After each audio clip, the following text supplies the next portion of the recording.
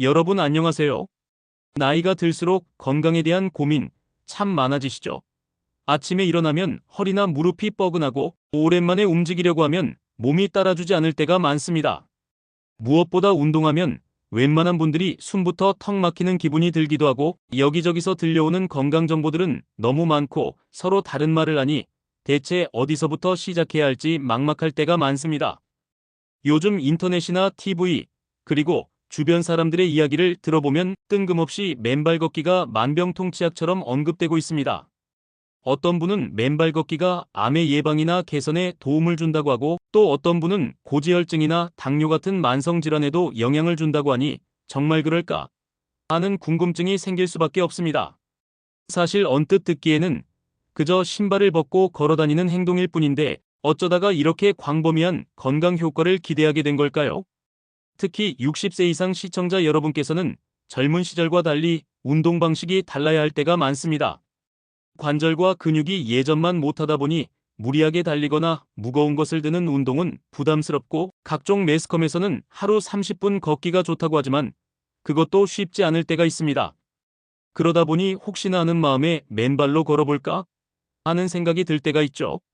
그런데 손주들은 그게 무슨 옛날 시골살이 방식이냐며 귀찮아하고 동네 분들은 맨발로 다니면 발병 생긴다 라고 겁을 주기도 하고 전문의들은 조심스럽게 얘기하니 판단하기 쉽지 않습니다. 그런데요, 혹시 이런 생각 드신 적 없습니까? 안 아프기만 해도 참 좋을 텐데 만약 정말 맨발로 걷는 것만으로도 몸속에 쌓인 문제들을 해결할 수 있다면 그렇게라도 해보고 싶다는 마음 말입니다. 특히 암이라는 무서운 질병까지 예방한다면 솔깃하지 않을 수 없습니다. 너무 좋아 보이는 말은 의심도 필요하겠지만 그래도 한편으로는 희망을 놓기가 싫은 게 사람 마음입니다. 물론 맨발 걷기가 마법 같은 효과를 낸다는 이야기를 그냥 믿어선 곤란합니다. 그렇다고 전혀 도움이 안 된다고 단정할 수도 없겠지요. 그래서 오늘 이 영상에서는 맨발 걷기와 관련된 다양한 주장과 이론, 연구 결과, 그리고 실제로 실천하시는 분들의 경험담까지 두루두루 살펴보며 암, 고지혈증, 당뇨와 같은 만성질환에 정말 어떠한 영향을 줄 수 있는지 조금은 정리해보는 시간을 갖겠습니다. 오늘 영상은 우리 구독자분들의 궁금증을 해소하는 동시에 혹시 조금이라도 생활 속에 적용할 수 있는 건강관리법이 있을까 살펴보는 기회가 될 거예요.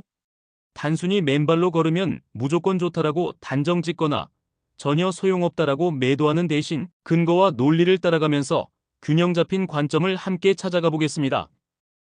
그리고 잠깐 오래된 경험을 떠올려 보세요. 어릴 때 시골 마당에서 맨발로 뛰놀던 그 시절, 혹은 해변 모래사장을 아무 생각 없이 걸어다니던 순간들, 여러분도 분명 그런 기억이 있으실 겁니다. 그때 왜인지 모르게 느껴졌던 발바닥을 통해 전해지는 땅의 온기와 촉감.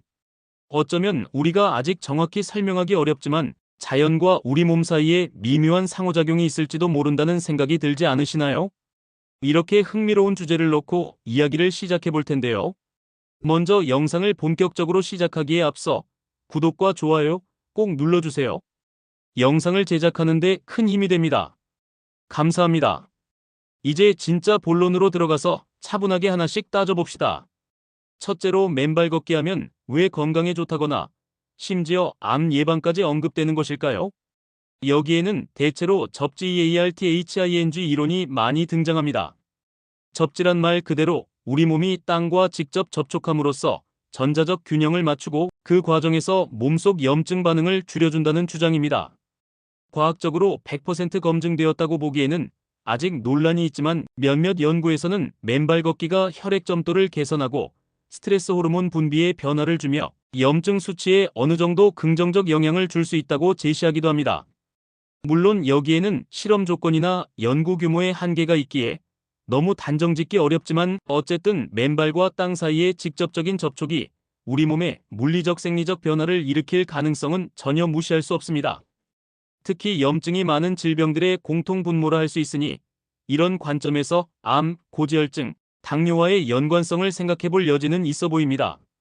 다음으로 맨발 걷기를 할 때 발바닥에 미묘한 자극이 전해지면서 혈액순환이 개선되고 근육의 긴장도를 낮추며 자세와 보행 패턴의 변화로 인해 신체 전반의 밸런스가 개선된다고 알려져 있습니다. 발바닥은 인체의 중요한 감각기관 중 하나로 우리 몸의 전체 체중을 지탱하는 기초입니다. 맨발로 걸으면 신발 밑창이 제공하던 인위적 쿠션 없이 발가락, 발바닥 근육, 아킬레스건이 자연스럽게 작동하고 그에 따라 다리와 척추, 골반의 정렬 상태에도 영향을 미칩니다. 결과적으로 더 안정적이고 효율적인 걸음걸이를 유도할 수 있고 오래 걷거나 가벼운 운동을 할 때 통증이나 피로를 덜 느끼는 경우도 있습니다. 이런 부분이 고지혈증 관리나 당뇨와 어떤 관련이 있을까요? 기본적으로 심혈관, 건강 증진과 대사 개선은 규칙적이고 부담 없는 신체 활동에서 기인합니다. 맨발 걷기가 체력을 크게 소모하지 않으면서도 지속적으로 몸을 자극한다면 매일 조금씩이라도 반복하는 습관을 통해 혈중 지질 개선이나 혈당 관리에도 간접적이나마 도움을 줄 수 있다는 주장도 가능합니다. 셋째로 맨발 걷기가 준다는 가장 즉각적인 효과 중 하나는 심리적 안정감입니다. 요즘 스트레스가 만병의 근원이라고 하죠. 암을 비롯한 각종 질환은 단순히 세균이나 바이러스 때문만이 아니라 우리의 면역 체계가 제대로 작동하지 않을 때 그 틈을 타고 진행되는 경우가 많습니다. 스트레스는 면역력을 떨어뜨리고 염증 반응을 악화시킵니다. 그런데 맨발로 땅을 밟고 천천히 걷다 보면 자연의 소리와 느낌을 온전히 접하면서 마음의 긴장을 완화할 수 있습니다. 심리적 안정을 통해 몸속 호르몬 균형이 개선되고 궁극적으로 면역력 향상에 긍정적인 영향을 줄 수 있으니 이것이 또 다른 간접 경로를 통해 질병 예방이나 관리에 도움을 줄 수 있다는 생각이 떠오릅니다. 이를테면 아무리 의학적으로 밝혀진 바가 부족하다 해도 기분 전환과 스트레스 해소라는 측면에서는 의심할 여지가 적습니다. 다음으로 맨발 걷기를 할 때 몸속 대사 작용에 있어서 지방산 대사나 인슐린, 민감도 개선 같은 긍정적 변화가 보고된 사례들도 있습니다. 물론 여기에는 개인차가 있고 맨발 걷기 하나로 당뇨가 드라마틱하게 개선된다는 근거는 아직 미약하지만 관점을 달리하면 맨발 걷기가 꾸준한 걷기 습관을 만드는 데 도움을 주고 자연 속에서 마음 편히 걷게 함으로써 혈당 관리에 기여할 수 있다는 점을 무시할 수 없습니다. 당뇨나 고지혈증 같은 만성질환은 심리적 부담을 줄이고 규칙적인 신체 활동을 지속하는 게 매우 중요한데 이런 측면에서 맨발 걷기는 하나의 친근한 옵션일 수 있습니다. 특히 아스팔트나 콘크리트가 아닌 흙길, 잔디밭, 모래사장에서 조용히 걷는다면 일종의 생활 속 자연요법이라고 볼 수도 있지 않을까요? 다음으로 이야기를 확장해보면 맨발 걷기는 단순히 발바닥, 자극과 순환 개선을 넘어 몸 전체가 자연에 다시 연결되는 경험을 선사한다고 합니다. 우리 몸은 원래 자연환경 속에서 진화해왔습니다.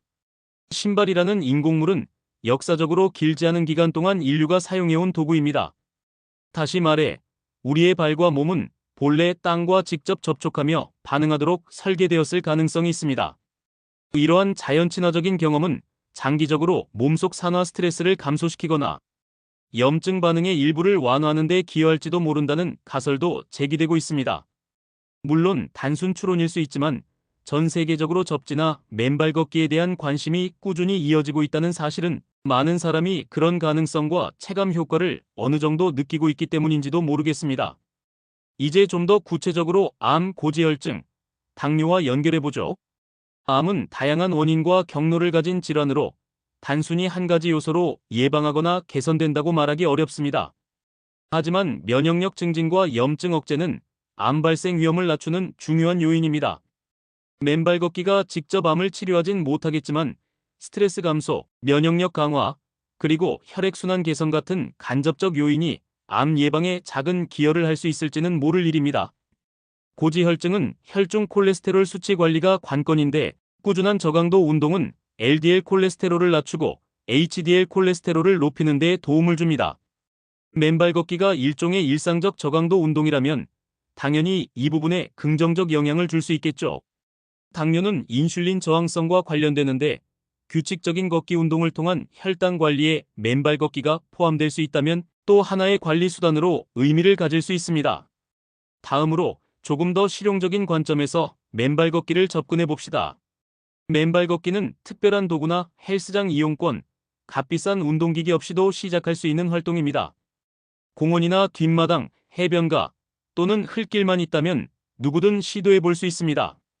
어떤 분들은 아침 햇살이 비칠 때 맨발로 잔디를 밟으며 천천히 산책하고 또 어떤 분들은 저녁 무렵 흙길을 가볍게 돌며 마음의 여유를 찾습니다. 이런 소소한 실천이 결국 건강관리의 시작점이 될 수 있지 않을까요? 다른 운동에 비해 부담도 적고 관절에 무리를 크게 주지 않으면서 천천히 걸을 수 있다는 점에서 특히 나이가 있는 분들께 하나의 선택지로서 매력적일 수 있습니다. 물론 맨발 걷기에 대한 맹신은 금물입니다. 어느 정도 균형 잡힌 시선으로 바라봐야 합니다. 맨발로 걸으면 발바닥이 거칠어지고 상처나 감염 위험도 있을 수 있습니다. 또 당뇨 환자 중에는 발 감각이 떨어져 상처가 악화되는 문제가 있을 수 있으니 맨발 걷기가 모두에게 딱 맞는 방법은 아닙니다. 그리고 맨발 걷기가 과장된 광고나 특정한 건강 상품과 결합되어 만병통치 이미지로 부풀려지는 경우도 많죠. 그렇기에 이 영상에서는 맨발 걷기를 좀 더 차분하고 현실적으로 바라보며 그 가능성과 한계를 함께 생각해 보고자 하는 것입니다. 다음으로 맨발 걷기를 실제로 시도하고 싶으시다면 처음에는 5분 정도 짧게 해보실 것을 권합니다. 처음부터 너무 오래 맨발로 걷다 보면 발바닥이 따갑거나 근육통이 생길 수 있습니다. 또한 발을 청결하게 관리하고 상처가 나지 않는 안전한 장소를 고르는 것도 중요합니다. 혹시 걸을 곳이 마땅치 않다면 집 주변의 깨끗한 흙이나 잔디밭을 먼저 찾아보시고 계절이나 날씨가 적당한 때 시도해보는 게 좋습니다. 특히 발 건강에 예민한 분들은 전문의와 상의하시거나 편한 장비 양말이나 아주 얇은 패드를 적당히 활용하는 것도 방법입니다. 또 한 가지, 맨발 걷기의 효과를 극대화하기 위해 식습관 관리나 다른 생활습관 개선도 병행하는 것이 좋습니다. 예를 들어 고지혈증이 걱정된다면 오메가3 지방산이 풍부한 생선, 견과류 등을 드시면서 맨발 걷기를 하면 더 좋을 수 있습니다. 당뇨 관리 차원에서는 빠른 탄수화물 섭취를 줄이고 맨발로 매일 10분씩이라도 꾸준히 걸으며 혈당을 측정해 보세요. 암 예방 차원에서는 금연, 절주, 항산화 성분 섭취, 규칙적 수면과 같은 다른 생활 습관 개선과 더불어 맨발 걷기를 자연 친화적 습관으로 들여보면 어떨까요? 이런 종합적 접근을 통해 맨발 걷기가 단순한 호기심의 대상이 아니라 실제 건강관리 도구 중 하나로 자리매김할 수도 있습니다. 다음으로 맨발 걷기는 다른 형태의 운동이나 요법과 결합하기도 좋습니다. 예를 들어 요가나 명상 전후에 맨발로 잠깐 걷는 시간을 가져보면 몸과 마음의 이완 효과를 더욱 높일 수 있을지도 모릅니다. 혹은 걷는 동안 의식적으로 호흡에 집중하며 발바닥과 땅 사이의 접촉을 느끼는 마인드풀리스 MINDFULNESS적 접근을 적용할 수도 있습니다. 이렇게 맨발 걷기를 단순한 운동 이상으로 정신적 건강과 정서적 안정을 위한 활동으로 재평가해 볼 수도 있죠. 그리고 주변에 이미 맨발 걷기를 실천하시는 분들의 경험담을 들어보는 것도 흥미로울 겁니다. 인터넷 커뮤니티나 지역 모임에서 맨발 걷기 동호회가 활발한 곳도 있을 정도입니다. 그분들은 대부분 마음의 안정, 발 건강 개선, 그리고 걷기 습관의 형성을 가장 큰 이점으로 꼽습니다. 물론 내가 맨발로 걸었더니 암이 사라졌다 같은 극적인 체험담은 신빙성이 낮거나 극히 희소한 경우일 가능성이 크지만 꾸준히 맨발로 걷고 나니 다리 저림이 줄었다거나 고지혈증 수치가 약간 좋아졌다는 식의 소소한 변화를 이야기하는 분들은 제법 있습니다. 이를 단순히 우연이라 치부하기보다는 적어도 그들에게는 맨발 걷기가 건강관리의 한 방법으로 기능하고 있다고 볼 수 있겠지요. 다음으로 맨발 걷기가 과학적으로 명확히 규명되지 않았다는 점은 오히려 우리가 스스로 실천하고 관찰할 여지를 남깁니다. 의학이 점점 발전하고 있지만 인간의 몸은 여전히 복잡하고 미묘합니다.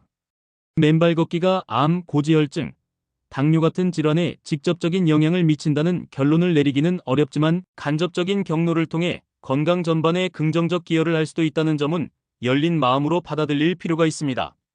특히 무리하지 않고 저비용으로 실천 가능하며 자연과의 접촉을 되살린다는 점에서 어떤 가치가 있다고 생각해 볼 수 있습니다. 이제 어느 정도 내용을 정리해 볼 단계가 왔습니다. 암, 고지혈증, 당뇨의 예방이나 개선에 맨발 걷기가 마법 같은 해결책은 아니지만 적절한 조건에서 꾸준히 실천한다면 몸과 마음의 긍정적인 변화를 가져올 수 있습니다. 중요한 것은 균형과 상식적인 선에서의 판단입니다. 맨발 걷기를 생활 습관의 일부로 삼되 다른 건강관리법과 병행하고 무리하지 않으며 자신의 몸 상태에 맞춰 조절해야 합니다. 오늘의 결론은 이렇습니다. 맨발 걷기는 저비용, 저위험의 건강관리 수단 중 하나로 혈액순환 개선, 심리적 안정, 생활습관 개선에 도움을 줄 수 있습니다. 이것이 곧 암, 고지혈증, 당뇨를 해결한다는 보장은 없지만 긍정적 효과를 누적하며 전반적 건강 상태를 개선할 수 있는 가능성을 무시할 수 없습니다. 다만 한 가지 방법을 만병통치약으로 믿는 태도는 경계해야겠지요. 각자의 몸 상태, 환경, 생활 습관을 고려해보고 안전하고 즐겁게 실천할 수 있는 방법을 찾아보는 게 현명한 선택입니다. 자, 오늘 이야기가 길었는데 끝까지 시청해주셔서 감사합니다. 앞으로도 더욱 알차고 삶에 도움이 되는 정보로 찾아뵙겠습니다. 맨발 걷기라는 주제를 통해 우리 삶에서 자연과 다시 연결되고 소소한 변화를 일으킬 수 있는 여지를 함께 생각해 볼 수 있었다면 좋겠네요.